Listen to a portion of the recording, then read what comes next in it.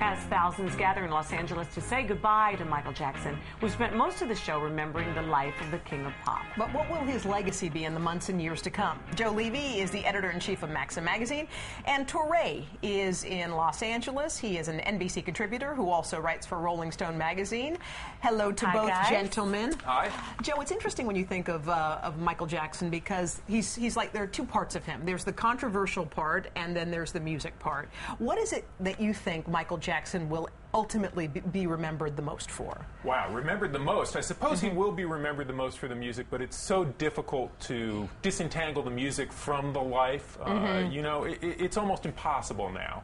And I think it will be for years to come. It's interesting. He really is a man divided against himself. If you just look at his appearance over the years, you see a man almost at war with himself and emotionally as well in certain ways. But when you hear the music, you hear something fantastic. And Touré, do you think, I mean, you think of Elvis, you think of Frank Sinatra, the sort of big names in music. Where do you think Michael Jackson will fall on the list of those entertainers? Well, you know, I mean, those sort of intergenerational comparisons are nearly impossible to make.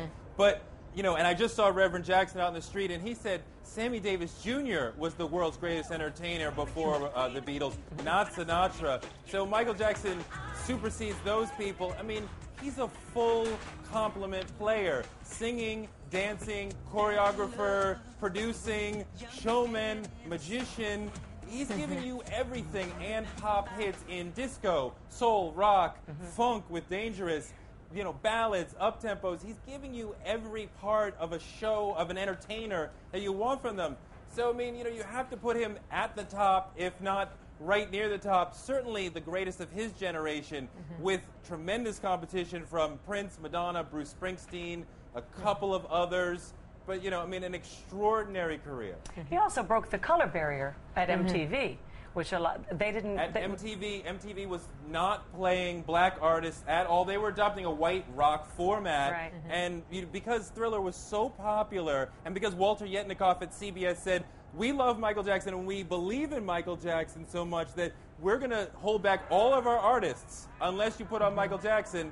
And thus, Michael Jackson became MTV's Jackie Robinson. And you couldn't imagine MTV without the sort of innovations that Michael brought aesthetically, those videos.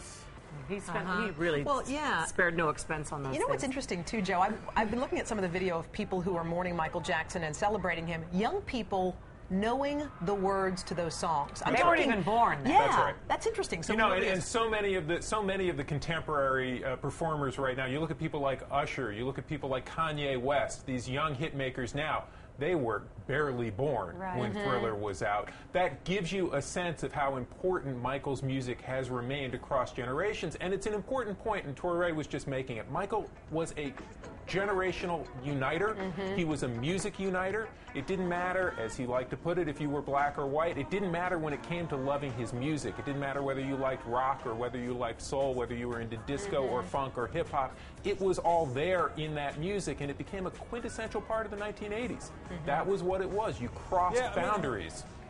And when everything changed. I talked to Skip Gates about him. I talked to Skip Gates about Michael Jackson, and he said that he's an accidental civil rights leader, in that with Thriller, that the push that he made at a time when black people are ascending into the bumpy class, into the upper middle class, he's leading that charge, saying, hey, it doesn't matter to me that I'm black. I want to be at the top of my field, and I'm not going to let blackness or anything around that hold me back. And a lot of people are also making the connection with him and Obama as somebody else who comes along and says, I'm going to be at the top of my field one day, and I'm not going to let being black hold me back. All right, Touré, Thank you, Touré. Joe, thank you very much. You. We appreciate it.